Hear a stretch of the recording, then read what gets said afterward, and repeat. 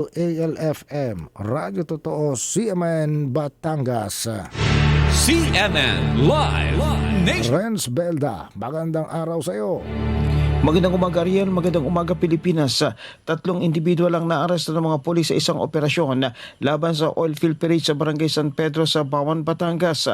Ayon sa Batangas Police Provincial Office o BPPO, isinagawa ng mga tauhan ng Bawan Municipal Police Station ang operasyon matapos makatanggap ng sumbong mula sa isang concerned citizen tungkol sa umano'y illegal na aktibidad ng oil field parade at matapang naamoy ng petroleum products na nagmumula sa isang compound sa lugar.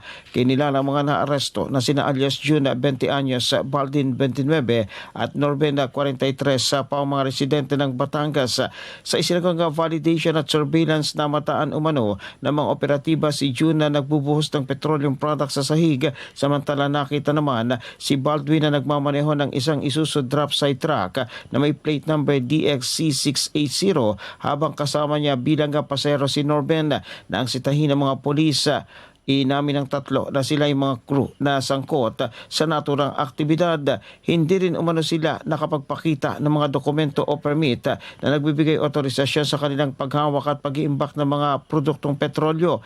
Nasamsam sa operasyon ang tatlong bulk container na naglalaman ng tinatayang 800 litro ng petroleum products na nagkakahalaga ng humigit kumulang 48,000 pesos bukod pa sa ginamit na drop side truck. Dinala mga suspect sa Bawan na Municipal Police Station at nasa kustodiya ng pulisya habang hinihanda ang kaukulang kaso para sa paglabag sa Presidential Decree No. 1865 o Oil Field Parade Law at Republic Act No. 9514 o Fire Code of the Philippines.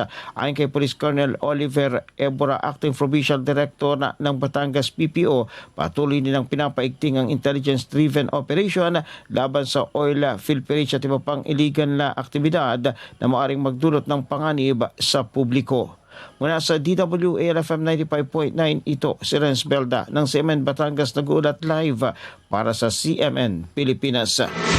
CMN Live Nationwide. Maraming salamat, Renz Belda, mula po naman sa impila ng DWALFM, Radyo Totoo, CMN Batangas. Samantala